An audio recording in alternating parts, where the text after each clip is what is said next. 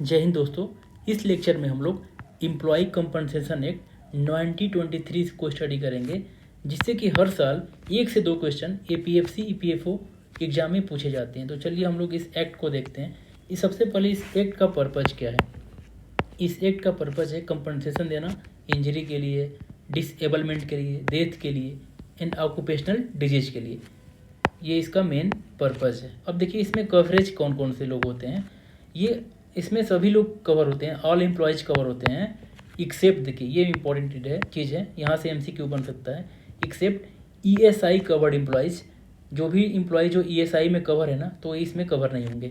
Arm forces के भी लोग इसमें कवर नहीं होंगे, दो बात हो गई।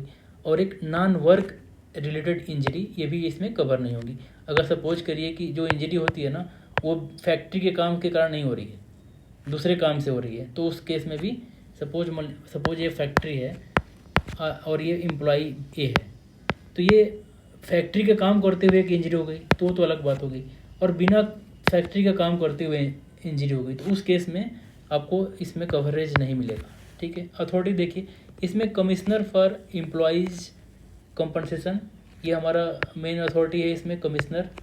और इसमें सिविल कोड को बाहर किया गया, यानी जो भी डिस्प्यूट इस एक्ट के अंदर होगा ना, उसमें सिविल कोड में मैटर नहीं जाएगा। स्पेशल अथॉरिटी होगी, वो इस मैटर को डील करेगी। अब देखिए इसमें एम्प्लॉयर की लाइबिलिटी कब फिक्स होती है, कब एम्प्लॉयर जो होता है लायबल होता है। अगर देखिए जो भी एक्सीडेंट हो रहा है ना, यहाँ पे देखिए इंपॉर्टेंट चीज़ है यहाँ पे, अगर एक्सीडेंट जो हो रहा है ना, एक्सीडेंट आउट ऑफ एम्प्लॉयमेंट हो रहा है, तो उस केस में लायबल होगा। इन कोर्स ऑफ एम्प्लॉयमेंट हो रहा है, तो उस केस में भी एम्प्लॉयर लायबल होगा। देखिए आउट ऑफ एम्प्लॉयमेंट का मतलब यहाँ पे देखिए, इन कोर्स ऑफ एम्प्लॉयमेंट का मतलब, आउट ऑफ एम्प्लॉयमेंट का मतलब देखिए यहाँ पे कॉजेज से है कि किस काज से हुआ। सपोज करिए कि वो जो फैक्ट्री का काम है ना, उस काम के करने से कुछ काम कर रहा था, उससे उसमें एक्सीडेंट हो गया। और इन कोर्स ऑफ एम्प्लॉयमेंट का ना जो टाइमिंग है, सपोज जो 5 से 9 फैक्ट्री की टाइमिंग है में काम करने की, इस दौरान अगर कोई एक्सीडेंट हो रहा है या कुछ हो रहा है, तो उसमें भी एम्प्लॉयर क्या होगा, लायबल होगा। ये आपको माइंड में रखना है। यानी कि यहाँ पे टाइम की, आउट ऑफ एम्प्लॉयमेंट में कॉजेज की बात हो रहा है, और इन कोर्स ऑफ एम्प्लॉयमेंट में टाइमिंग की बात हो रही है। टाइमिंग, प्लेस, ये सब की बात होगी इन कोर्स ऑफ एम्प्लॉयमेंट। ठीक है। अब किस केस में जो एम्प्लॉयर है ना लायबल नहीं होगा। देखिए अगर ड्रंकनेस के केस में लायबल नहीं होगा। अगर सपोज एम्प्लॉय ने ड्रंक किया हुआ है, तो उस केस में एम्प्लॉयर लायबल नहीं होगा, और उसमें इंजरी हो जा रही है, तो उस केस में एम्प्लॉयर लायबल नहीं होगा। विलफुल डिसोबीडियंस, यानी जानबूझ के आज्ञा का उल्लंघन कर रहा है, तो उस केस में भी जो होगा ना, एम्प्लॉयर लायबल नहीं होगा। सेल्फ इन्फ्लिक्टेड इंजरी में भी लायबल नहीं होगा। ड्रग इन्फ्लुएंस में भी लायबल नहीं होगा। तो ये आपको चीज़ें याद रखनी होगा कि कब लायबल होगा एम्प्लॉयर और कब लायबल नहीं होगा। अगर एक्सीडेंट जो है ना, हाँ, आउट ऑफ एम्प्लॉयमेंट हो रहा है और इन कोर्स ऑफ एम्प्लॉयमेंट हो रहा है, तो उस केस में तो लायबल होगा एम्प्लॉयर। लेकिन अगर ड्रंकनेस हो गया, विलफुल डिसोबीडियंस हो गया, सेल्फ इन्फ्लिक्टेड इंजरी हो गया, या ड्रग इन्फ्लुएंस हो गया, तो इस केस में जो एम्प्लॉयर है वो लायबल नहीं होगा। टाइप ऑफ डिसेबिलिटी देखिए, 4 टाइप होते हैं इसके। एक तो डेथ हो गया, permanent total disability, permanent partial total, यहाँ पार्शियल डिसेबिलिटी, और यहाँ पे टेम्परेरी डिसेबलमेंट। ये 4 टाइप के आपके डिसेबिलिटी हो जाएंगे।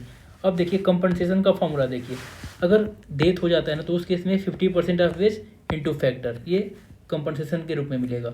अगर परमानेंट टोटल डिसेबिलिटी होता है, तो उसमें 60% ऑफ वेज इंटू फैक्टर। ये जो फैक्टर है ना, शेड्यूल 4 में मेंशन है, तो ये आपको इसमें देखने को मिल जाएगा। और पीपीडी यानी कि परमानेंट पार्शियल डिसेबिलिटी के केस में पीटीडी तो निकालते हैं, जो हमने यहाँ से अमाउंट निकाला ना पीटीडी से, उसमें परसेंटेज ऑफ लॉस, यानी कितना आपको डिसेबिलिटी हुआ है ना, उसका यहाँ पे परसेंटेज से इंटू कर देते हैं, तो हमारा पीपीडी निकल जाएगा। तो ये आपको यहाँ से देख लेना होगा। अब देखिए यहाँ पे टीडी के बाद देखिए, यानी कि टेम्प्रेरी डिसेबलमेंट में क्या होगा, हाफ मंथली पेमेंट मिलता है, इसमें पेमेंट का हाफ हो जाएगा।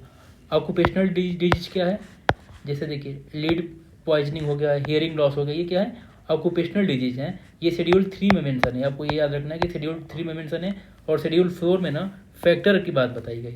अब देखिए बेनिफिट इसमें क्या होगा, कंपनसेशन जो होगा ना लमसम में होता है, और मेडिकल एक्सपेंसेस इसमें फुल कवरेज होता है।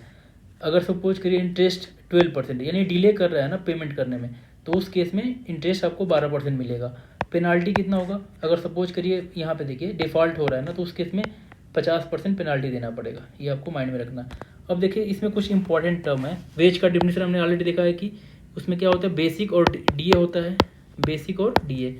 और फैक्टर देखिए, फैक्टर में एज वेस्ट, ये शेड्यूल 4 में मेंशन है, ये आपको माइंड में रखना। अब देखिए डिपेंडेंट यहाँ पे बात कर लेते हैं। Dependent family relying on earning. Dependent में देखिए क्या होता है ना, स्पाउस तो होते ही हैं अगर वो डिपेंडेंट है तो, पेरेंट भी हो जाएंगे अगर वो डिपेंडेंट है तो, ठीक है। और उसके अलावा क्या हो जाएंगे, चिल्ड्रन जो होंगे ना 18 साल से कम वाले, जो भी चिल्ड्रन होंगे लेस देन 18 से जो कम होंगे वो इसमें कवर हो जाएंगे। और एडॉप्टेड जो चिल्ड्रन होगा वो भी 18 से कम होगा तो वो भी इसमें कवर होगा। और वीडो डॉटर है ना, वीडो डॉटर जो होगा ना उसकी एज का कोई लिमिट नहीं है, तो उस केस में वो भी डिपेंडेंट में आ जाएंगी। वही बात है principle of law, arising out of employment, in course of employment. Notional extension का बात देखिए, नोशनल एक्सटेंशन का मतलब क्या होता है, जैसे देखिए अब ये नोशनल एक्सटेंशन का मतलब ये देखिए, सपोज ये फैक्ट्री है तो ये जो रास्ता, ये इसका एक्सटेंशन का मतलब क्या हुआ ना कि जैसे सपोज यहाँ अपना घर से कोई एम्प्लॉय निकलता है तो ऑफिस के लिए, तो इस रास्ते में भी अगर कोई डेथ होता है ना या कोई इंजरी होता है तो वो भी इसी में कवर होगा, ठीक है, आते समय। यानी ये प्रीमाइसेस में नहीं है फैक्ट्री के, लेकिन रास्ता में है, तो यही इसको क्या बोलते हैं, नोटेशनल एक्सटेंशन बोलते हैं। यानी कि रास्ते में भी जो इंजरी होगी वो इस एक्ट के अंदर कवर होगी। एडेड पेरिल का मतलब इसमें देखिए कोई लाइबिलिटी नहीं होती, यानी जानबूझ के खतरा मोल लेना, तो उस केस में आपको लाइबिलिटी नहीं होगी एम्प्लॉयर की, ठीक है।